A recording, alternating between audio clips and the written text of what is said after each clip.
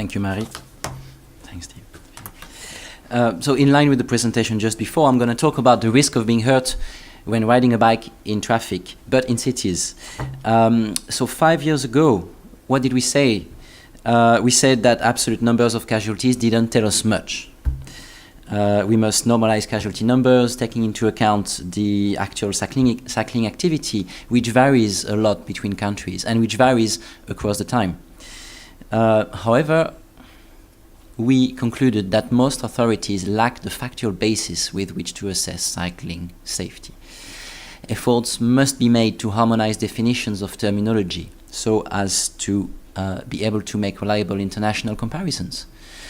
So what happened since then? Did that situation improve?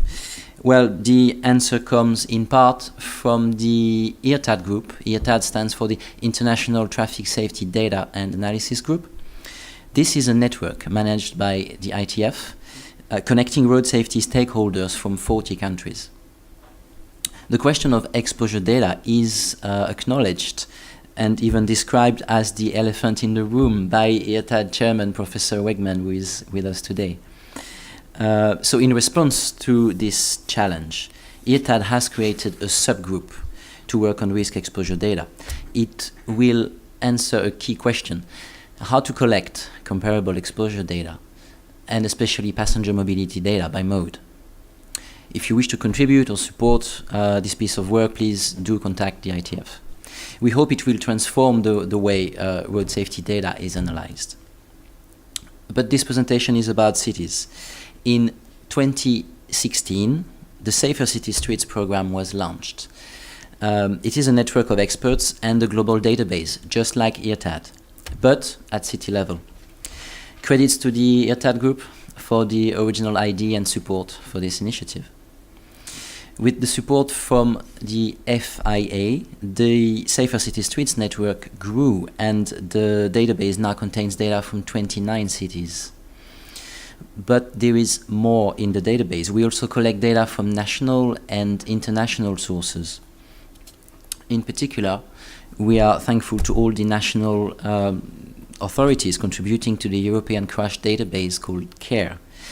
And the CARE team at the European Commission at DG Move has aggregated this information at a geographical level, which is called Functional Urban Area, or FUA. We could describe FUAs as commuter zones. This aggregation was, unfortunately, as you see on the screen, not possible in all countries, only in countries where accurate spatial coordinates for each crash was available for a 5-year period. Our research at this level, FUA level, is funded through a grant from the European Commission's DG Regio. This is ongoing and will be published later on in 2018. But you may ask, does it add any value to the Safer City Streets database? Are these commuter zones even comparable to cities? They look very big. So let's plot together the cities, which we call administrative areas, and the commuter zones, which we call functional areas. These, of course, tend to occupy the lower right-hand side of the graphic. They occupy a larger land area, that's the horizontal axis, and their population density is lower, that's the vertical axis. The plot reveals a diversity of situations. The land area of Melbourne is 100 times that of The Hague, for instance. Yet the two groups do overlap, and we propose to examine them together. Before we look at the results, here's a table to recap on our data sources we use in this analysis. On administrative areas, we take our casualty data from direct contact points in local governments, and they share with us the casualty data they collect from the police. And the mobility data they got from typically local surveys, local household travel surveys. In functional areas, we take casualty numbers from the European CARE database. In England, mobility data comes from the National Travel Survey.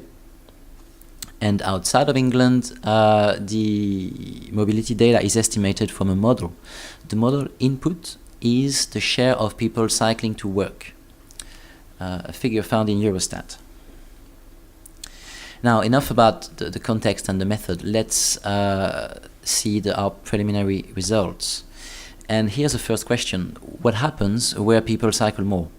Is the number of pedal cycle casualties and fatalities necessarily going up? Is it going up proportionally to how much people cycle? This is the obvious question from policymakers. And should cities fear a damage to their reputation when they promote cycling? So here is the number of pedal cycle fatalities per capita, plotted against the average distance cycled per person per year. Each dot represents a different urban area over a single time period of 5 years. So this analysis is simply cross-sectional. In areas where people cycle more, what we see is more people are killed on bikes. Yet this is far from a linear relationship. Everything here is plotted on log scales. The fact is, where cycling increases 100-fold, the number of fatalities on bikes increases only 3-fold. What interpretation can we make of that? Getting more people cycling may reduce our likelihood of hitting the target of 0 fatalities on bikes. But incremental safety gains over time are not accounted for in that graphic, and they should compensate for the growth in cycling. As demonstrated in Sevilla, trips on bikes can be multiplied by 5 in 5 years, and yet cycling case size didn't change in a statistically significant manner. But is it fair to look at pedal cycle fatalities alone? What about other modes? What if casualties went down overall where more people cycle? Indeed, where people cycle more, we could imagine that people use other modes less. Are some modes more dangerous than others? In 5 cities from the Safer Cities Streets database, we have got the risk of fatality for each mode independently, and so we've aggregated that information.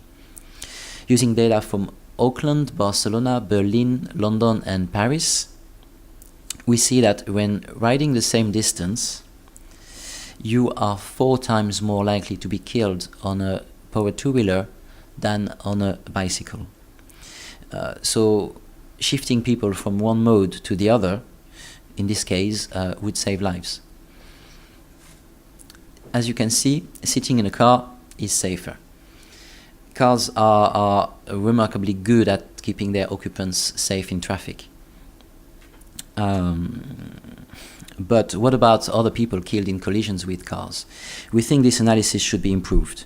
The risk of killing third parties should be computed and added on top of those bars on the same chart. And we will work on this, and we would welcome your help in doing so. Now back to the question, what happens where people cycle more? Is the number of casualties overall going up? So we propose to plot the total number of fatalities across all modes against the amount which is cycled per person and per year. Here we see a weak but noticeable relationship. In places where people cycle more, overall less people are killed in traffic. So we must keep in mind some important caveats here, especially the cross-sectional nature of this analysis, which doesn't score very high on the scale of statistical scientific evidence. Another caveat is that correlation doesn't mean causation, of course, and if causation there was, it could as well be the other way around. It could be that safe streets encourage more people to cycle. Now, here's a benchmark of cycling risk across urban areas. What you see is the risk of being killed on a bike per unit distance cycled. I am showing this with no scale and figures, just to draw your attention on the, unfortunately, large confidence intervals, even at the 80% confidence level. What's interesting is that Vancouver seems to be the safest place to ride a bike. Safer than Copenhagen. But to see how you calculate. But in fact, there are very few people killed in Vancouver on a bike, and the confidence interval is very large. Vancouver may instead be just as safe as Paris, a little bit further down the rankings. So for this reason, we choose to remove some areas from the benchmark. We only keep the areas where at least 5 fatalities were recorded over a 5-year period. So there are less cities on this benchmark, and Vancouver, unfortunately, we don't see it anymore. The numbers you see are still the 80% confidence intervals. The median, near the middle of the benchmark, is about 20 pedal cyclists killed per billion kilometers cycled. Some functional urban areas, so the FUAs in Italy and Portugal, do not seem to be performing so well. It is likely due to their very low population density and their extremely low proportion of people cycling. But the goal of the benchmark is not to point the finger at cities or places near the bottom. Let's remember that countless other places in the world do experience a much higher risk, but have no data available or have no desire to share any data. So we hope with this benchmark to highlight how risk can vary a lot between different places. It varies, for instance, by a factor of 10 between the London commuter zone and the commuter zones of Lisbon and Rome. On this basis, I think planners should and could set very ambitious road safety targets, if not in absolute terms, at least in risk terms. So this is the world's first cycling risk benchmark at city level, and we are very proud to share it with you today. We wish the confidence intervals would be smaller, and to address this issue, we have the ambition to work on serious injuries, in addition to fatalities.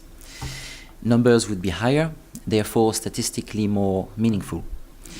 Progress could be plotted every year and not every 5 years like here. However, the number of serious injuries is often underreported by the police, and it is not even harmonized internationally. So in 2011, the IRTAD group made the recommendation that we needed data from the health sector. The recommendation was that hospital staff record injuries according to the International Classification of Disease and record severity following the abbreviated injury scale. I don't have the time to go into more details here. That's a big challenge ahead of us, but I should only say that later on the European Commission endorsed that recommendation. Just like you saw in the presentation earlier, cycling risk can be plotted against the average distance cycled by individuals in a year. In line with countless other pieces of research, we see a relationship appear, but as you know, there is a large uncertainty on some of our numbers. Some of this uncertainty being due to small numbers, some of this uncertainty is due to the fact we use a model. What happens if we only plotted the data points we are most confident with? They appear here in the dark color, and we see that they draw exactly the same pattern at the other data points.